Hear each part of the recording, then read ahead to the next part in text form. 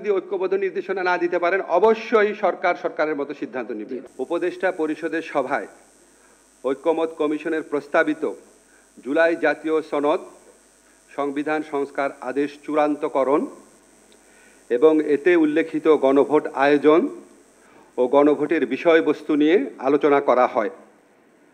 সভায় লক্ষ্য করা হয় যে ঐক্যমত কমিশনে দীর্ঘদিন আলোচনার পরও কয়েকটি সংস্কারের সুপারিশ বিষয়ে ভিন্নমত রয়েছে।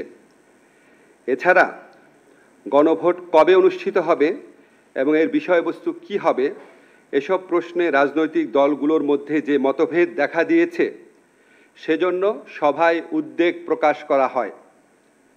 এই প্রেক্ষিতে গণভোটের সময় কখন হবে, মানে গণভোট কবে অনুষ্ঠিত হবে, গণভোটের বিষয়বস্তু কি হবে, জুলাই সনদে বর্ণিত ভিন্নমতগুলো প্রসঙ্গে কি পদক্ষেপ নেওয়া হবে তা নিয়ে ঐক্যমত কমিশনের প্রস্তাবগুলোর আলোকে জরুরি ভিত্তিতে চূড়ান্ত সিদ্ধান্ত গ্রহণ করা প্রয়োজন বলে সভা অভিমত ব্যক্ত করে।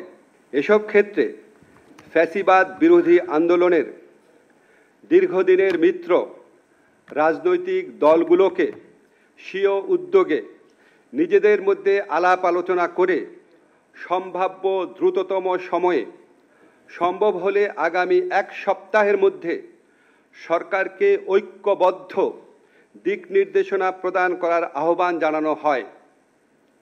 এমন নির্দেশনা পেলে সরকারের পক্ষে সিদ্ধান্ত গ্রহণ অনেক সহজ হবে।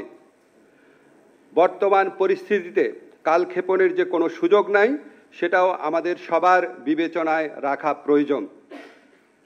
উপদেষ্টা পরিষদের সভায় 2026 সালের ফেব্রুয়ারির প্রথমার্ধে আগামী সংসদ নির্বাচন অনুষ্ঠানের বিষয়ে সরকারের সংকল্প পুনর্ব্যক্ত করা হয়।